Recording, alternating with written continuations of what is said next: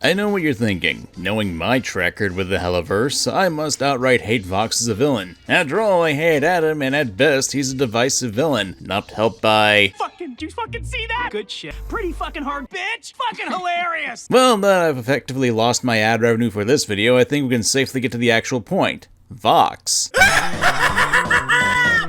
Finally! I get to show off my editing skills to tear down this stupid Vox piece of shit and tell him exactly how I appreciate the passion, man, but we're not gonna be super negative in this video. What? Sorry.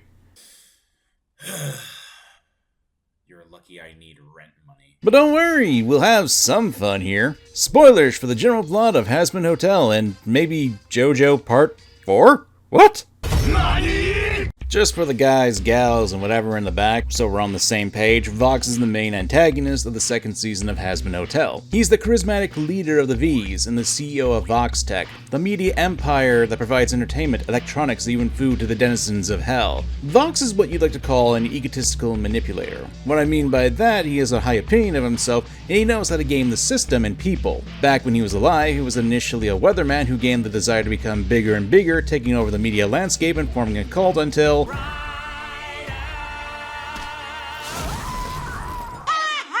And then he had to do that all again in hell. He became the face of the trio as the V's, and became a prominent overlord in hell, even at one point becoming the strongest in the show. Vox's goal in the second season is to effectively become a god, and to do that he managed to blow the doors off heaven, raise up a revolution in hell, and then... Well, every character has to have some kind of flaw, I suppose. To be honest, Vox is probably one of the few villains I actually like that's in Dizzy Pop's work. At least one we've talked about on the channel. I mean, when your competition is... Call me Dickmaster. And then... Oh, no.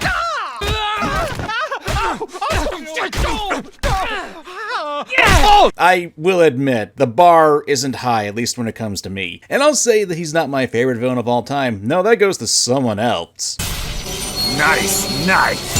But hey, there are depths to the character, and I did appreciate his motivation for what he does in the second season doesn't come from entertainment purposes like Adam's, but rather it's the insecurity that Vox has. As stated, he was a cult leader in human life, wealth, fame, power. He had effectively found his own one piece of the world, and when he's stuck in hell, well, he was at rock bottom and had to crawl all the way back up. We'll get more into that, but I want to take a little bit to talk about his design. Now, I am not the biggest fan of the suit designs for the Helliverse characters. They tend to be used a lot in the Helliverse. But for Vox, for what it says, I enjoy his design. I do especially like his television head. And in the past we see he had a black box TV, but somehow he managed to get an upgrade to a plasma screen. I don't know how that works, since apparently we learned at the end of the season that he only needs his head to survive, so that's a little confusing. But I've always loved this kind of character design. There's always a distinct shape or item that makes the character stand out. I mean, when you got a rectangle for a head, you're gonna stand out in a room of people. As stated, in general, I'm not the hugest fan of suits in the Helliverse, but in a vacuum, he at least has more consistent, professional look to him in comparison to the other two V's. And while I'll still maintain the shark motif that he apparently has could be a lot more prominent, it's still a little something that adds to the design. Now we've got the basics out of the way, let's actually talk about Vox as an archetype of a villain, a manipulator.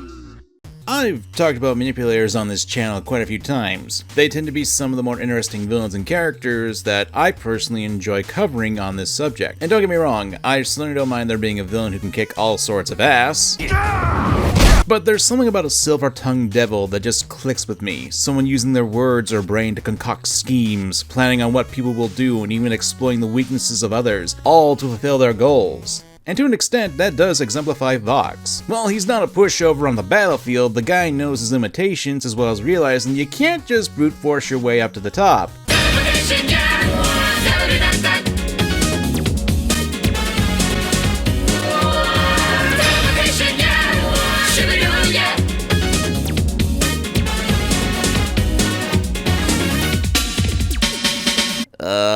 Look, I'm gonna be honest, I am not the hugest fan of Vox's backstory, especially when it comes to him being a manipulative character, but we'll get to that later. In the actual show, we do see him playing his cards right, using what he can in order to drum up support. One of the biggest things is the position of Heaven, which does have a kernel of truth to it. After all, Heaven did basically terrorize and murder countless sinners over the course of the last 7 years in the show, and even if they do apologize and bring gift baskets, that doesn't exactly make up for all the death and possible destruction that they caused. We know that there's more to the story. As the audience, we have this fourth wall breaking information, but like a great manipulative character, Vox does what he can to provide the information that really helps support his side of the argument. It's a common tactic where people even to this day will utilize, because how often do you hear a story and instantly believe it?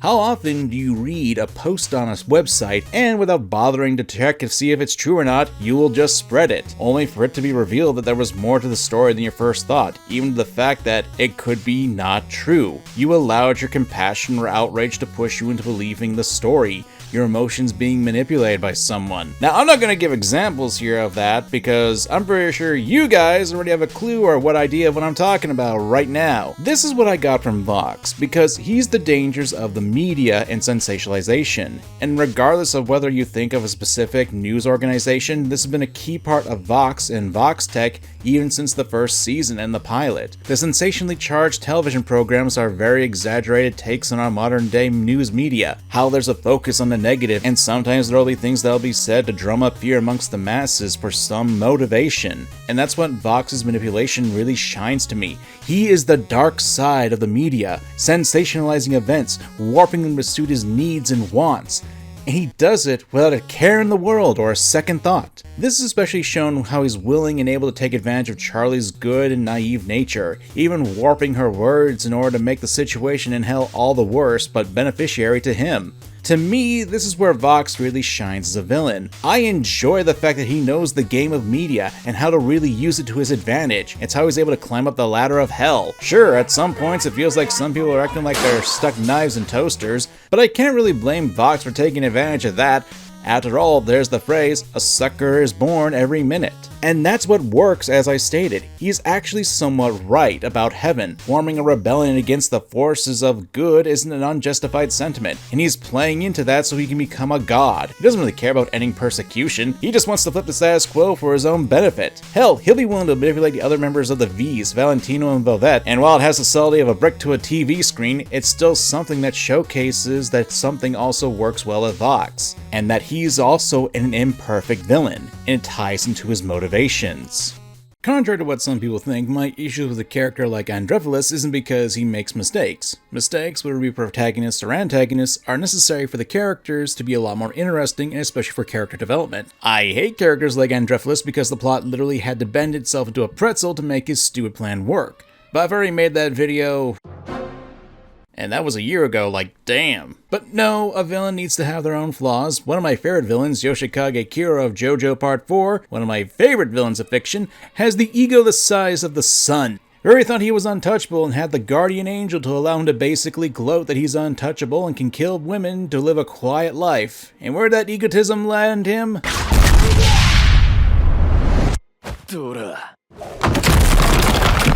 Vox has a bit of a different flaw to him though, although I will say egotism is still somewhat related, and that's an inferiority complex. I know that sounds ridiculous to say that considering the outward appearance, but it's pretty well established that one of Vox's needs is to have validation and attention, and that's what drives him. It's why when Lucifer said this, "Okay, you're garbage, that's why you're in hell. You were a failure in life, and you're a failure now."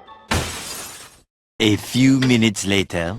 Oh, that's a bad tickle. Bad tickle. Oh. it was kind of a pushing point for Vox, or at the very least was throwing fuel onto the fire. You have to really consider Vox as a character. Along with his backstory, he never really had to build anything of his own. He had to steal the hard work of others, adding to his own power. And it's an obvious sore spot because he didn't get to the top in the human world by his own hard work or talent. He basically had to rip away the hard work and talent that others had and add it to his own, which was carried on to his life in hell. We don't get to see too much of Vox's journey to the top of Vox Tech. The most we see is a flashback between him and Alistair, back when Vox had a CRTV for the head, showing he actually valued Alistair and even swallowing his pride in order to offer a sort of partnership with a dear sinner. It's a moment of vulnerability, especially when you consider Vox's life in the human world where he was a cutthroat. literally. He was willing to use anyone to get to the top, eliminating them at the same time. And sure, there's the chance that Vox was eventually going to backstab Alistair as well. Hell, considering everything we know about the character, it was probably in the plan. But it's something obviously did have an effect on Vox. After all, it's why Alistair is such a sore spot for the guy, so when he gets slammed in the face with this... You need me to join your team! And here I thought you might actually be approaching my level, but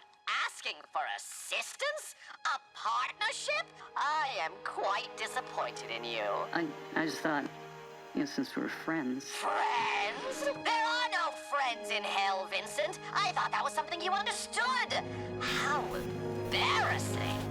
Which, low-key, considering just before this, Alistair said... I'm listening, pal. Not to play the definition game, but a pal is a friend. You're a fucking idiot. Probably thinking way too much on the word choice there, but it did kind of affirm to Vox that on some level, Alistair did think of him as a friend. If not, then Alistair just straight up gaslit screen face here. Fucking beta!